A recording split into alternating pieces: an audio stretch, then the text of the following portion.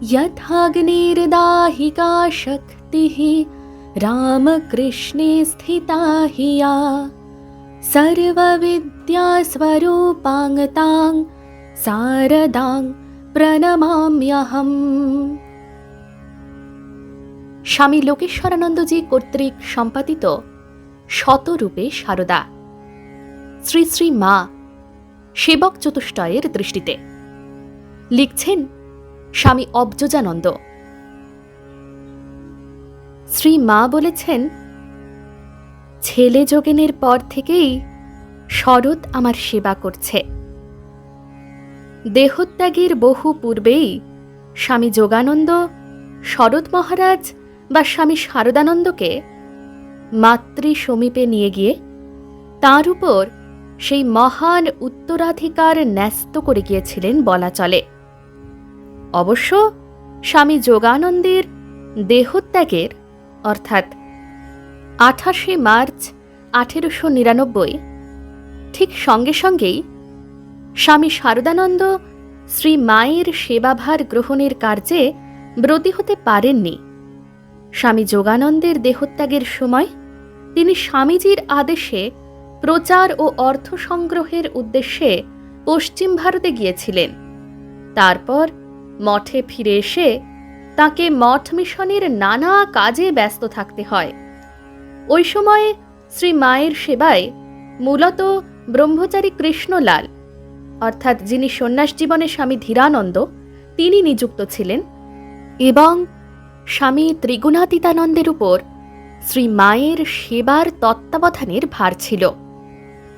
1902 খ্রিস্টাব্দের শেষে স্বামী ত্রিগুণাতীতানন্দ আমেরিকা যাত্রা করার পর ক্রমে স্বামী শারদানন্দের উপরেই শ্রী মায়ের সেবাভার এসে পড়ে এবং তদবধি শ্রী মা যতদিন মরদেহে বর্তমান ছিলেন ততদিন তিনিই ছিলেন মায়ের প্রধান সেবক। শ্রী মা বলতেন, শরৎ হচ্ছে আমার ভারী। বলতেন, আমার ভার নেওয়া কি সহজ? শরৎ ছাড়া কেউ ভার নিতে পারে এমন তো দেখিনি। সে আমার বাসুকি, সহস্র ফনা ধরে কত কাজ করেছে। যেখানে জল পড়ে সেখানেই ছাতা ধরে। কলকাতায় থাকলে শ্রী মা শরৎ মহারাজের উপর এত নির্ভর করতেন যে বলতেন, শরৎ যে কদিন আছে সে কদিন আমার ওখানে থাকা চলবে। ওখানে অর্থাৎ কলকাতায়। তারপর আমার বোঝা নিতে পারে এমন কে আছে দেখি না। একবার শরৎ মহারাজ তখন কাশীতে। শ্রী মায়ের কলকাতা যাবার কথা উঠলে শ্রী মা বললেন, শরৎ কলকাতায় না থাকলে আমার সেখানে যাবার কথা উঠতেই পারে না। কার কাছে যাব? আমি সেখানে আছি আর শরৎ যদি বলে, মা কয়েকদিন অন্যত্র যাচ্ছি, তাহলে আমি বলবো, একটু থামো বাবা, আমি আগে এখান থেকে পা বাড়াই, তারপর তুমি যাবে। শরৎ ছাড়া আমার ঝক্কি কে পোয়াবে? শরৎ মহারাজ তাঁর উপর মায়ের ওই নির্ভরতার কথা সম্পূর্ণ অবহিত ছিলেন। তাই শ্রী শ্রী মা কলকাতায় থাকলে বা শীঘ্র তাঁর কলকাতায় আসার সম্ভাবনা থাকলে তিনি অন্যত্র যেতেন না। প্রসঙ্গক্রমে উল্লেখ করা যেতে পারে যে দক্ষিণেশ্বরে শ্রী রামকৃষ্ণ একদিন পায়চারি করতে করতে সহসা যুবক শরতের ক্রোড়ে উপবিষ্ট হন। কয়েক মুহূর্ত ওইভাবে থাকার পর তিনি উঠে যান। উপস্থিত ভক্তদের ওই সম্পর্কে কৌতূহল দেখে তিনি বলেছিলেন, দেখলাম ও কতটা ভার সইতে পারবে। আমরা জানি পরবর্তীকালে স্বামী শারদানন্দের উপর স্বামীজি রামকৃষ্ণ মঠ ও মিশনের সম্পাদকের দায়িত্ব অর্পণ করেছিলেন এবং তিনি সুদীর্ঘ 30 বৎসর কাল সংঘরূপী শ্রী রামকৃষ্ণ শরীরের গুরুভার অসাধারণ নিষ্ঠার সঙ্গে বহন করেছিলেন। কিন্তু শুধু কি সংঘরূপী শ্রীরামকৃষ্ণের ভার বহনের ক্ষমতার পরীক্ষা করেছিলেন সেদিন শ্রীরামকৃষ্ণ শরতের অঙ্কে উপবিষ্ট হয়ে? নাকি শ্রীরামকৃষ্ণের অবর্তমানে শ্রীরামকৃষ্ণ স্বরূপিণী সংঘ জননী শ্রী মায়ের ভার বহনের ক্ষমতারও পরীক্ষা নিয়েছিলেন তিনি?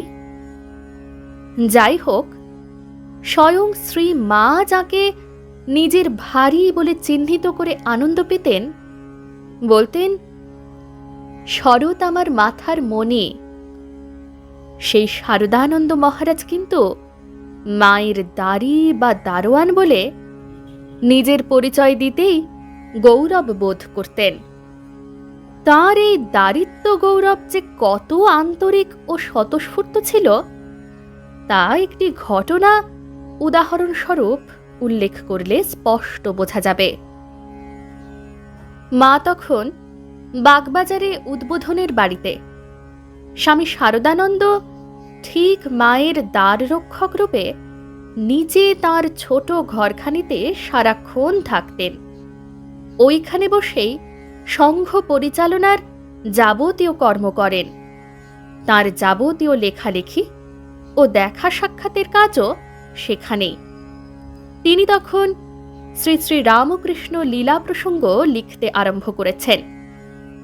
একদিন তিনি তার দপ্তর খুলে লেখবার উপক্রম করছেন, এমন সময় শ্রী মায়ের জনৈক ভক্ত সন্তান ঘরে ঢুকেই শারদানন্দকে সাষ্টাঙ্গ প্রণিপাত করেন। শারদানন্দ সকৌতুকে ভক্তটিকে বললেন, আমাকে যে এত বড় প্রণামটা করছো, এর মানে কি বলতো? ভক্তটি উত্তর দিলেন, সে কি মহারাজ, আপনাকে প্রণাম করব না তো কাকে করব? দীনতার মূর্তিমান বিগ্রহ শরৎ মহারাজ বললেন, তুমি যার কাছে যাও ও যার কৃপা পেয়েছ, আমিও তো তাঁরই মুখ চেয়ে বসে আছি। তিনি ইচ্ছা করলে তোমাকে এখনই আমার এই আসনে বসিয়ে দিতে পারেন। বাস্তবিকই স্বামী শারদানন্দ নিজেকে কোনো সময় মায়ের বাড়ির একজন সাধারণ ভৃত্য বা দ্বাররক্ষকের বেশি মনে করতেন না। একবার উদ্বোধনে অপরিচিত কোনো ব্যক্তি তার পরিচয় জানতে চাইলে তিনি নিজেকে দারোয়ান বলেই পরিচয় দিয়েছিলেন এবং তার কথা ও আচরণে কৃত্রিমতার লেশমাত্র না থাকায় তাকে বাড়ির দারোয়ান বলেই ওই ব্যক্তিটি বিশ্বাস করেছিলেন। এ সম্পর্কে আরও একটি প্রাসঙ্গিক স্মৃতি। একবার জনৈক দর্শনার্থী যুবক অসময়ে মায়ের বাড়িতে এসে উপস্থিত হলে প্রকৃত দ্বাররক্ষকের মতোই দৃঢ় কণ্ঠে স্বামী শারদানন্দ বলেছিলেন, এখন মার কাছে যেতে দেব না, তিনি এইমাত্র ক্লান্ত হয়ে ফিরেছেন। অধৈর্য যুবকটিও অদ্ভুত সেই দ্বাররক্ষককে ক্রোধের বশে বলে ফেললেন, মা কি কেবল একা আপনার? শুধু বলা নয়, তাকে ধাক্কা দিয়ে ঠেলে সরিয়ে উপরে চলে গেলেন। ভৃত্যের অভিমান শোভা পায় না। শারদানন্দও যুবকটির গতি রোধ না করে একপাশে সরে দাঁড়ালেন। ভক্তটি শটান মাতৃ সমীপে গিয়ে প্রণাম করতেই কেমন যেন এক অপরাধ বোধ এসে তাকে অভিভূত করে ফেলেছিল। বিদায় নেবার সময় মায়ের চরণ দুখানি জড়িয়ে ধরে বললেন, মা, আজ এক বড় অন্যায় করে এসেছি। সিঁড়ি দিয়ে আসবার সময় শরৎ মহারাজকে ধাক্কা দিয়ে এসেছি। কি করে আবার তাঁর সঙ্গে দেখা করব? আমার অপরাধ ক্ষমা করুন। কৃত অপরাধের জন্য এভাবে অনুশোচনা প্রকাশ করায় মা তাকে অভয় দেন। মায়ের কাছ থেকে সান্ত্বনা ও আশ্বাস লাভ করেও যখন সিঁড়ি দিয়ে যুবকটি নামছেন, তখন লজ্জায় ও গ্লানিতে মনে মনে ভাবছেন, শরৎ মহারাজকে কেমন করে আর মুখ দেখাবেন? তার সঙ্গে আবার দেখা না হলেই এখন বাঁচা যায়।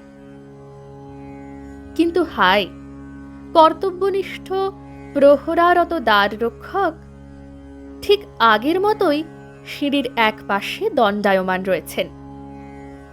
অনুতপ্ত যুবক তৎক্ষণাৎ তার পায়ে ধরে কৃতকর্মের জন্য ক্ষমা প্রার্থনা করলে স্বামী শারদানন্দ তাকে নিজ হাতে তুলে বুকে জড়িয়ে ধরে বললেন, অপরাধ আবার কি?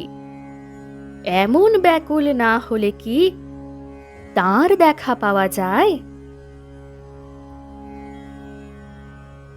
জননীং শারদাং দেবীম রামকৃষ্ণং জগদ্গুরুম পাদপদ্মে তয়ো শ্রিত্বা প্রণমামি মুহুর্মুহুঃ। জয় মা।